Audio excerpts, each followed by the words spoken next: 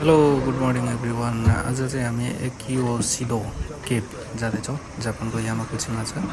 आज बिहानदेखिबाट हाम्रो तयारी त्यसैको लागि हो।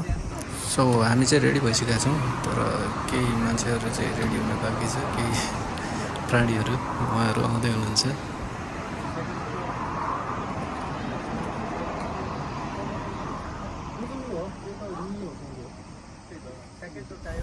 र यो सानो मान्छे चाहिँ मेरो भान्जा, यो ब्लगको मेन सेलिब्रेटी। अर्को सेलिब्रेटी आउँदैछ।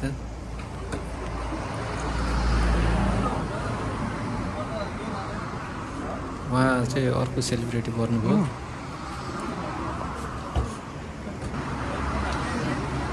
फेरि अर्को सेलिब्रेटी उहाँ हुनुहुन्छ। उहाँ चाहिँ मेरो भान्जाको माउ। आज हामी कहाँ जाने रे?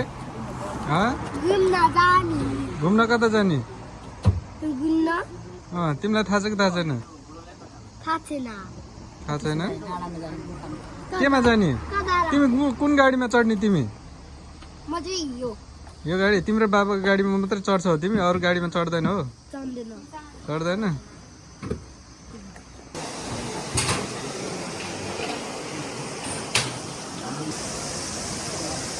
केप चाहिँ यसरी सुरु भएको छ।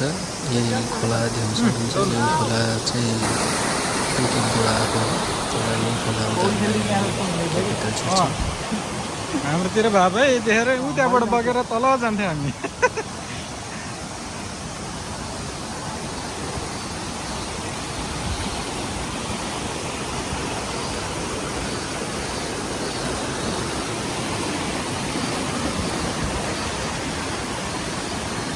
हेलो युसाङ, हेलो गर।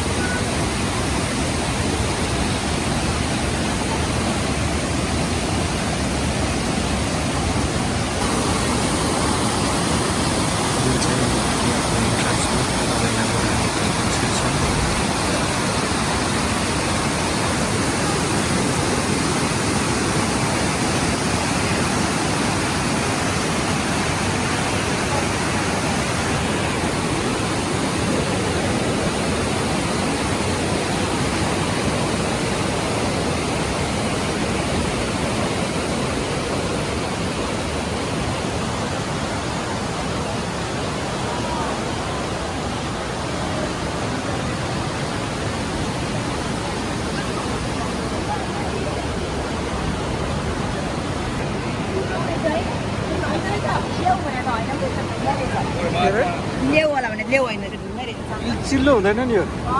चिल्लो हुँदैन नि यो? पोखरा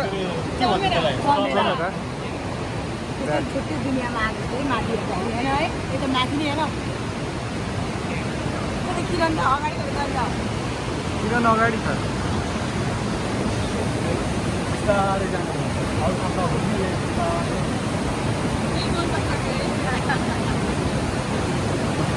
नेपालमा तनहुँमा छ नि यस्तै ठुलो गुफा।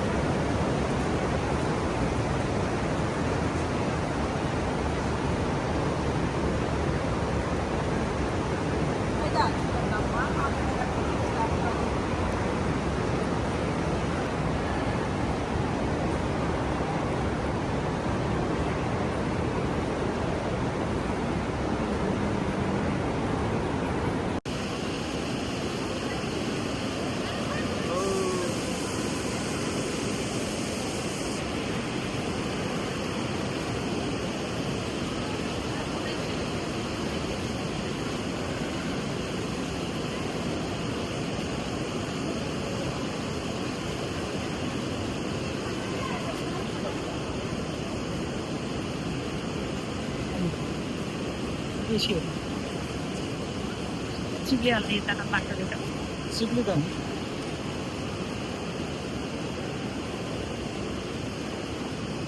आकाशमाथि हेर्दै होइन एक घन्टा लाग्छ पुग्नु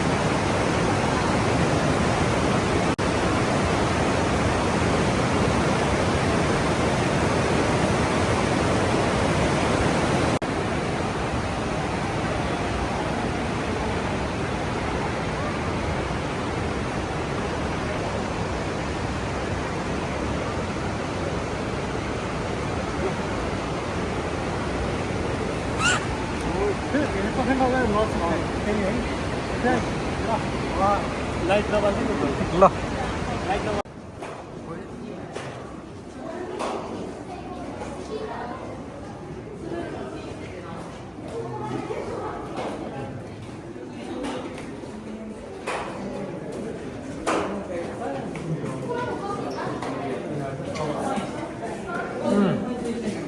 यो फर्किने बाटो होला यहाँ पहिला पनि आउनुभएको थियो तपाईँ खतरा ठुलो रहेछ त्यो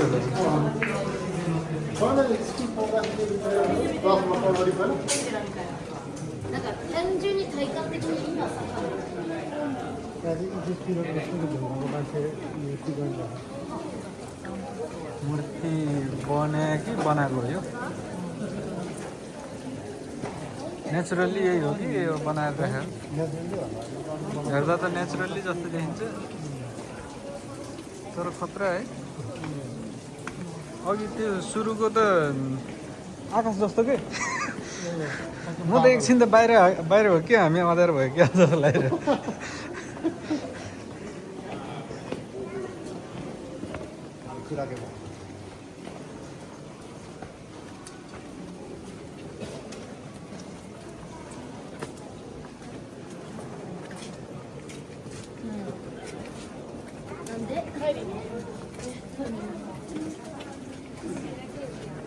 यतिसम्म चाहिँ नेपालमा नि छ यतिसम्मको गुफा चाहिँ नेपालमा नि छ अघिको त लास्टै ठुलो नि एउटा सहरै बसाल्नु जस्तो एरिया त नि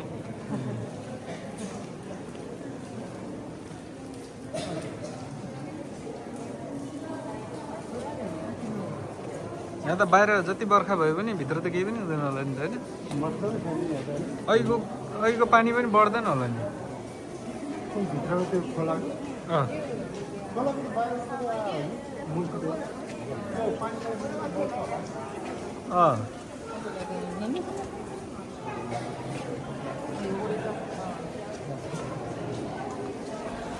अब चाहिँ यो चाहिँ केपको एक्जिट हो यो टनेलबाट चाहिँ हामी केपबाट चाहिँ एक्जिट हुनु गइरहेको छौँ ल यस्तो ओडारमा नि के खतरा बनाइदिएको त यो त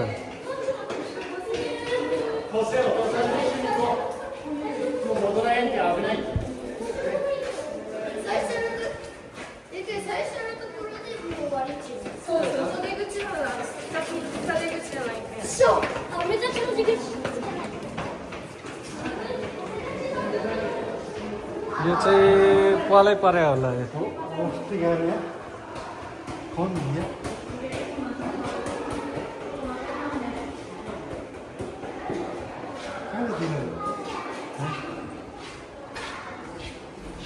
चाहिँ हाम्रो एक्जिट हो यो एक्जिट हो र यो टोटल लम्बाइ चाहिँ 10 किलोमिटर छ आज हामी चाहिँ अब त्यसकै लम्बाइ पार गरेर हामी आइसकेका छौँ यो चाहिँ एक्जिट